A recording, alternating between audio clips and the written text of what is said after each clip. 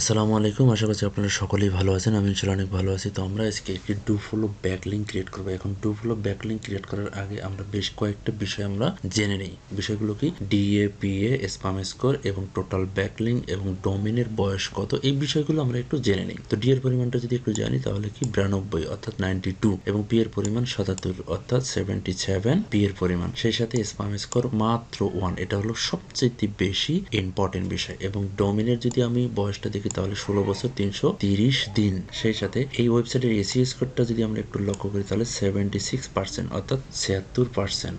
সেই সাথে আমরা আরো কিছু বিষয় দেখি। এখানে ডোমেন রেটিংটা যদি আমরা একটু দেখি তাহলে 91। টোটাল ব্যাকলিঙ্কের পরিমাণ রয়েছে কত? 55 মিলিয়ন। ডু ফলো ব্যাকলিঙ্কের পরিমাণ যতগুলো ব্যাকলিঙ্ক রয়েছে অর্থাৎ 55 মিলিয়ন যে ব্যাকলিঙ্ক রয়েছে তার মধ্যে 83% ডু ফলো ব্যাকলিঙ্ক। সেই সাথে লিঙ্কিং ওয়েবসাইটের পরিমাণ 143K অর্থাৎ 143K।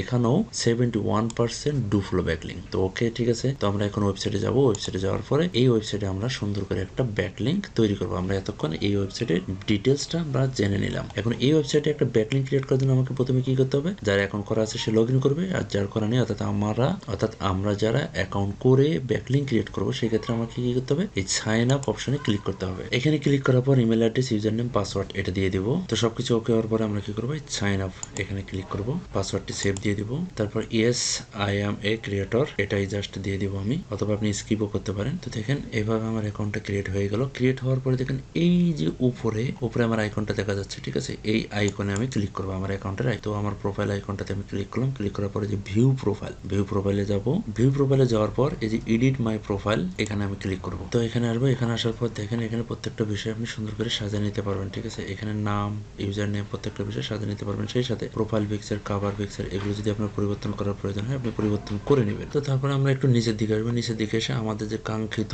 লক্ষ্য, আমরা একটা ইউআরএল কিংবা আমরা বায়ো দিব, সেই সাথে আমাদের ওয়েবসাইটের ইউআরএলটা আমরা এখানে অ্যাড করে দেব। সেটা আমরা একটু নিচে আসবো। এই যে কাস্টম লিঙ্ক এখানে আসবো। দেখেন এখানে প্রত্যেকটা সোশ্যাল সাইটের আপনি লিঙ্ক এখানে দিতে পারবেন। এটা দিয়ে রাখা ভালো। এটা কেন দিয়ে রাখা ভালো? ধরুন আপনার কাস্টমারের যদি ফেসবুক, ইনস্টাগ্রাম কিংবা ইউটিউব, টিকটক যদি এটা দিয়ে রাখেন তাহলে আপনার প্রত্যেকটা সোশ্যাল সাইটের একটা করে ব্যাকলিঙ্ক ক্রিয়েট করা হয়ে গেল। তো আমরা কি করব? প্রতিটা বিষয় একটু দিয়ে নেই। তো আমরা এখন কি করবো? এখানে আমাদের কাস্টম লিঙ্ক, এখানে আমাদের ওয়েবসাইটটা আমরা দিয়ে দিব। তো ওয়েবসাইটটাকে কপি করি, এটাকে কপি করলাম। কপি করে এখানে আমরা পেস্ট করে দেবো। দেখেন এখানে লিঙ্ক টাইটেল এখানে আমি এখানেও কিন্তু আপনি বেশ কয়েকটা লিঙ্ক এখানে আপনি শেয়ার করতে পারবেন। ওকে, তো আমি এখানে লিঙ্ক টাইটেলটা দিয়ে দিই। আমরা একটাই করব। ওকে, টাইটেলটা দিয়ে দিলাম। দিয়ে দেওয়ার পরে এখানে যদি আপনাদের আরো লিঙ্ক শেয়ার করার ইচ্ছে থাকে তাহলে আপনারা এটা করে দিতে পারেন, কোনো সমস্যা নেই। তারপর আপনি কি করবেন? সেভ প্রোফাইল সেটিংস এখানে আপনি ক্লিক করবেন। সেভ হওয়ার পরে দেখেন এখানে কিন্তু আমার প্রোফাইলটা কিন্তু সেভ হয়ে গেল। হয়ে যাওয়ার পরে আমি যদি এখন এই যে অ্যাড বায়োতে আমি ক্লিক করব, এখানে বেশ কিছু ইম্পর্টেন্ট বিষয় রয়েছে। তো অ্যাড বায়োর এখানে আমি আমার বায়োটা দিয়ে দিব।